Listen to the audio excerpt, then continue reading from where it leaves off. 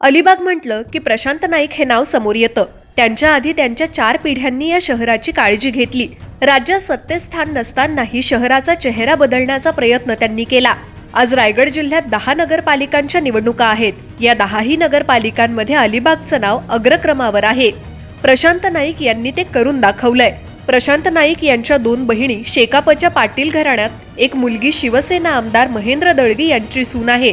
खरे तर शेकाप नेते जयंत पाटील आणि आमदार दळवी यांच्यात विस्तव जात नाही. अशा वेळी दोन्ही कुटुंबाशी प्रशांत यांनी सहज नातं टिकवलंय. प्रशांत नाईक हे अजातशत्रू व्यक्तिमत्व आहे. त्यांनी नेहमीच नातेसंबंध टिकवण्याला महत्त्व दिलंय. प्रशांत नाईक हे मितभाषी आहेत. ते खूप कमी बोलतात. राजकारणात असूनही त्यांनी आजवर एकही भाषण केलेलं नाही. मात्र अलिबागकरांसाठी सदा सर्वदा वर्षाचे 12 महिने उपलब्ध असणारे ते एकमेव आहेत. सतत अलिबागचा विचार या माणसाच्या डोक्यात असतो. पूर्वी शहराच्या रस्त्यावर कचऱ्यामुळे अक्षरशः उकिरडे तयार होत असत. नगराध्यक्ष झाल्यानंतर प्रशांत नाईक यांनी सर्वप्रथम शहरातील ही घाण साफ केली. अलिबागमध्ये आजही अनेक समस्या आहेत. यातील प्रमुख समस्या शहरातील रहदारी आणि फेरीवाल्यांची आहे. फेरीवाल्यांमुळे शहराला बकाल स्वरूप प्राप्त होतं. शहराची शांतता भंग पावते. खरं तर सर्वच शहरांमध्ये ही एक मोठी समस्या आहे. यासाठी कठोर भूमिका घ्यावी लागणार आहे. पाण्याचा प्रश्न सोडवण्याची जबाबदारीही प्रशांत नाईक यांना घ्यावी लागणार आहे. अलिबाग आणि इतर शहरांमध्ये बराच फरक आहे. अलिबाग हे एक प्रमुख पर्यटन स्थळ आहे. तसंच ते रायगड जिल्ह्याचं मुख्यालयही आहे.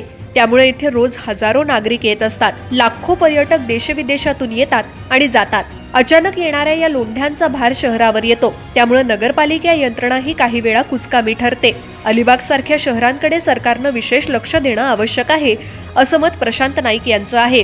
सध्या अलिबाग नगरपालिकेत निवडणुकीचे वारे वाहत आहेत. प्रशांत नाईक यांची बिनविरोध निवड झाली आहे. मात्र त्यांची कन्या अक्षया नाईक नगराध्यक्ष पदाची उमेदवार आहे. अक्षया नाईक ही नाईक कुटुंबातील 6वी पिढी आहे. विरोधक म्हणतात ही घराणेशाही आहे. पण माझं मत वेगळं, हा विश्वास आहे.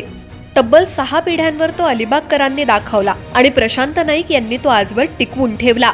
वारसा हा प्रॉपर्टीचा असतो. समाजसेवेचे, विचारांचे संस्कार असतात. ते संस्कार प्रशांत नाईक यांच्यावर आहेत. खरं तर प्रशांत नाईक नाही तर पाईक आहेत असं म्हटलं तर वावगं ठरणार नाही. अलिबागकरांच्या विश्वासाचे पाईक होण्याचं काम ते इमाने इतबारे करत आहेत. बाकी निवडणुका आल्या की उगवणारे बरेच आहेत.